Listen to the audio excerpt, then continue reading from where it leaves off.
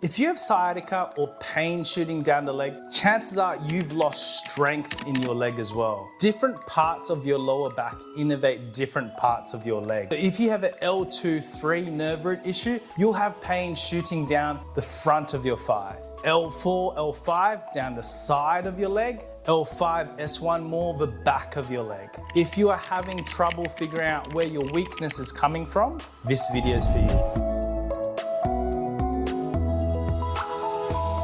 Now, pain shooting down your leg is called radicular pain, but numbness, loss of strength, and sensation is called a radiculopathy. This is a sign that the disc is really pressing quite firmly on the nerve and it's interrupting the conduction of signals down your leg and back up to your spine and to your brain. So if you have a true radiculopathy, it means that the nerve has been pressed on for some time, or there's been quite a bit of chemical irritation around that nerve. Now, part of your recovery is to strengthen your tummy, your back, which I've shown quite comprehensively in previous videos. But for this video, it's all about finding where exactly in your leg you are weak and strengthening it so that it's the same as your other leg, back to an optimum level so you can return to all the duties you used to do. Now, everybody's nerves are positioned differently, and so these are general rules of thumb. But if you have an L2 nerve root issue, it is usually affecting your hip flexors. And so your hip flexors lift your leg up, and you're gonna lift that leg straight up, hopefully up to 90 degrees,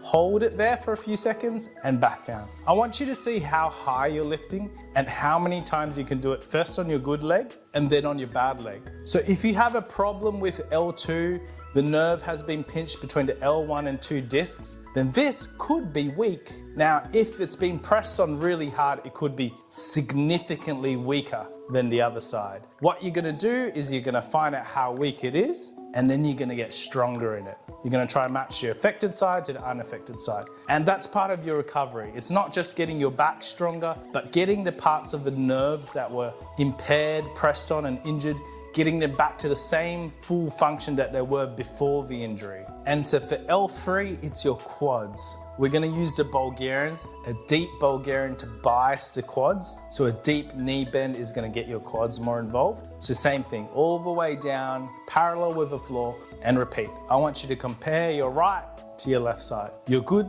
to your bad side. Find out how much you can do on your good side. It might be 10 or 20, compare it to the bad side. If it's 5 or 10, your job over the next few months is to get them to match. So this is how you're gonna get rid of radiculopathy or sciatica once and for all. Matching leg strengths, getting the nerves to fire just as well on the good side as the bad side. You need to train it. If you just let it stay at the same strength, you will get that continuing pain all the time. You need to get the legs as strong as each other to get rid of sciatica and radiculopathy. For L4, we're gonna do the front of your ankles. We're gonna do your tibialis anterior, back against the wall, feet out from the floor, feet further out from you. Observe how high each foot lifts. Does one leg lag behind? Do both legs go equally as high? And then see which leg tires out first. If you are strong enough, you can do this on one leg, and again, see how many the right can do compared to the left. The good to the bad side. So sciatica does often resolve by itself. If you do nothing about it, one leg will always be weaker than the other leg, and that causes asymmetries, it causes problems. You load one leg a lot more than the other, and then you may even get so much pressure on your good side that you also get a disc bulge on that side too. So do correct leg length strength. It is very underrated to get these fixed. It is a big cure for sciatica. For L5, we're gonna check your bottom strength. We're gonna see how well you can do a single leg bridge, right to left, good to bad side.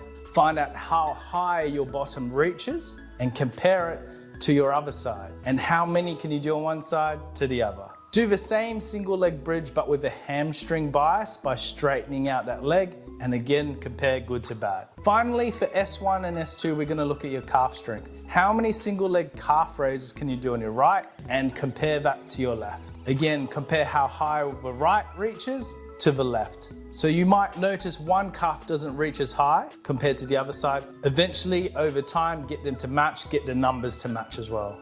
Now you might notice when you do calf raises, that you actually get a feeling that you need to pee, or you're getting a feeling around the buttock region. That's because the same nerve that innervates your calf goes all the way up into perineal area. And so some people who do a lot of calf raises feel like they have a sensation of needing to pee. So that's it, guys. This is very underrated. Strengthen your lower back, your tummy, and your legs, but also find out which nerve root has been most impaired. Even if you have simple back pain and you don't have radiculopathy, these things work. You're just balancing out asymmetries from one leg to the other to get rid of your sciatica once and for all. Thanks for listening, like and subscribe.